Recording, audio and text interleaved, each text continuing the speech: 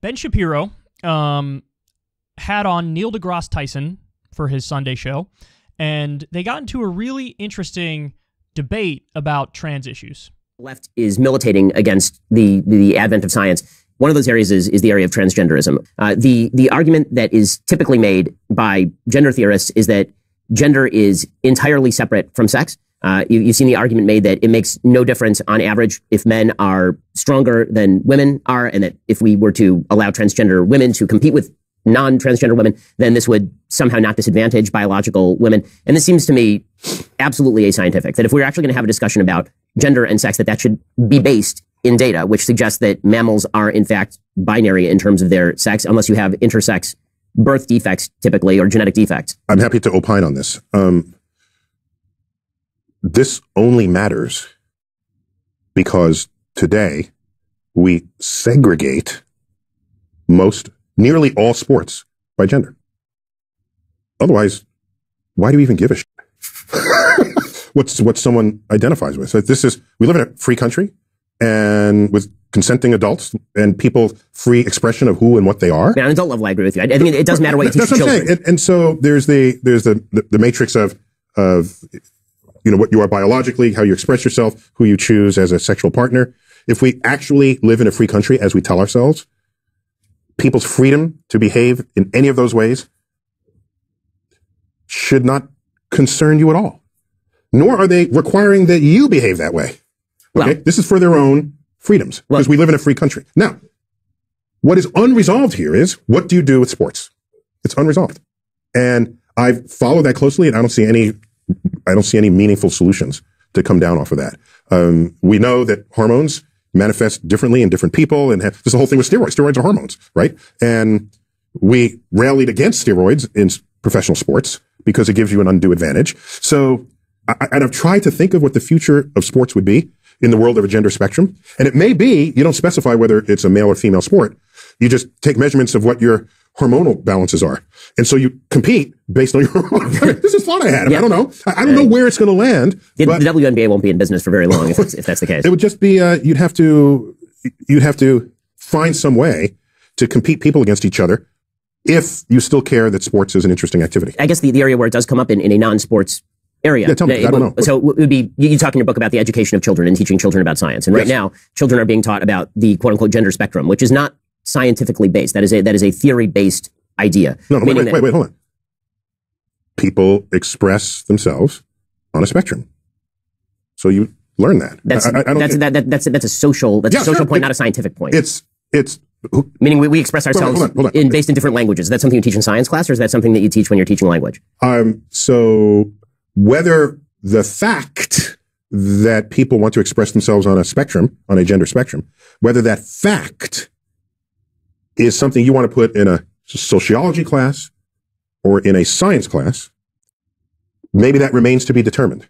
But it is a real fact about real society. Well, of course, nobody's denying that people identify how they want to identify. So the question is, what is the relationship of that to biology? Meaning that the argument is made that trans women are women, for example. And what that seems to mean is that trans women are identical to women. Now, if people want to say trans women are not biological women, obviously that is the case. But people don't seem to want to say that, although that is obviously scientifically true. Trans women are not biological women. Biological women are biological women. But where are you going with this? What are you trying to accomplish by asking yourself, is it science or is it not science? It's people in society. But this is a perfect example of an area where suddenly it doesn't matter to say things that are just true. Like, why is it bad or wrong to point out? I have another way to approach this. I care what is objectively true in the world as a scientist. But let me not say even as a scientist. I just simply care what is objectively true. And science happens to be a pretty potent path to invoke, to find out what is true. And so if people express themselves on a gender spectrum, and that is an actual thing in an actual society, if we have not fully explained that scientifically, that's an interesting frontier to study. If you want to say it's only sociological, then it's the purview of the social sciences. I don't care who studies it. It's an interesting fact about society that's worth learning about. To fight someone and say, it's not biological, it's just it's real and it's there. Well, because it's real because it manifests. I think that was a really, really interesting back and forth. So I want to go through a bunch of it here. At the beginning, Shapiro says, the left is militating, interesting word, against science. And what he means is, on this issue of transgenderism, the left is openly anti-science. That's sort of the point he's trying to make. I do find it hilarious, though, because put that point aside. I don't care whether you grant him that or don't grant him that. What the fuck does the right say on climate change? What does the right say on, or to be fair, what do some factions of the right say on vaccines? So this is one of the main issues with Shapiro, is that he makes a comment like that, totally broad, sweeping generalization that's just wrong. The left is militating against science. Does everybody on the left take all of their beliefs from science? Of course not. But what a ridiculous broad generalization. The left is militating against science. He always tries to portray what he views as the other side in the most negative light possible. So he doesn't steelman them, he strawmans them. And then, of course, he does the reverse of that, too. He tries to make his side seem, nothing but reasonable. Neil says, the only reason why we're even talking about this issue in today's day and age is because of sports. Because if it wasn't for the sports issue, he says, why should anybody care? Why wouldn't anybody care? Now, I agree with him that the bulk of the conversation is happening when it comes to trans issues in sports, but, there are plenty of people who don't want to let trans people use whatever bathroom they prefer. There are people who don't want to have trans people in the military. There are people who don't want to have trans people as a protected class. Historically in this country, we have, certain minority groups are protected classes because there's a history of some sort of discrimination or oppression against them to one extent or another. It doesn't have to be, uniform and universally bad across the board, but, you could be, if you're Native American or if you're African American, you're a protected class. There's a list of protected classes in this country because there was a history of, hey, they were discriminated against to one extent or another. There are plenty of people who say they don't want trans people, on that list of protected classes. So, unfortunately, it's not just, this issue is relevant in the context of sports. It is relevant in the context of sports, but it is also relevant in other ways. And I think what Neil would say on those other issues, and I don't know for sure, I don't want to put words in his mouth and thoughts in his head, but I think what he would say is like, well, of course they should be, protected, a protected class, and there should be anti-discrimination protections against them. Of course they should be allowed in the military. If you can meet the physical requirements, anybody should be allowed in the military if they can meet those physical requirements. And of course they should be able to use, whatever bathroom they identify with. I think that's what he would say, but I actually don't think that Shapiro agrees with those things. So it does go beyond just sports. But yes, a big part of the conversation in today's day and age is sports. Then Neil says, what you are biologically, your sex, and how you express yourself, gender, are different. And I like how he makes the point, listen, that's freedom. Like, you're allowed to do that in a free society. And also, he goes on to make this point later on, but it is a manifestation of something that's a real phenomenon. And by the way, historically, there's records going way back of trans people existing. So it's not like it's just this new thing or a fad or whatever. No, it's existed for as long as people have existed.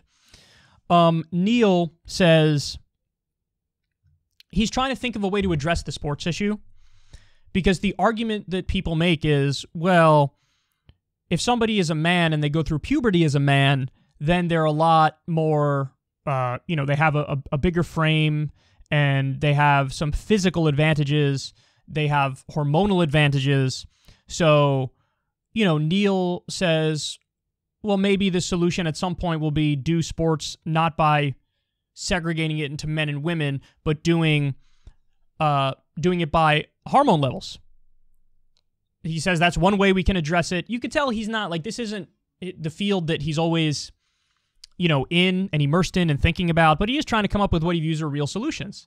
And he says, maybe do it by hormone levels. Another thing that others have probably floated is this idea of you have a men's league, you have a women's league, and you have a trans men league, and you have a trans women league. Now, that might be a little difficult because the numbers are such that, what are you going to do? There's might be one trans man or trans woman in a given area, and so they don't have anybody that they could play the sport with. So that opens up a whole new can of worms and a whole new set of issues. But Neil is trying to think about this to come up with solutions.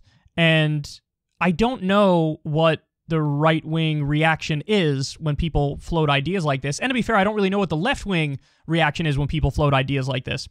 Then we get to the gender spectrum point. Ben Shapiro says gender spectrum is a theory-based idea. And I like Neil's reaction because he says, wait a second, it is an absolute fact that that's how people express themselves. So to call it theoretical is kind of misleading because, listen, we can observe it, we can see it, it's happening right now.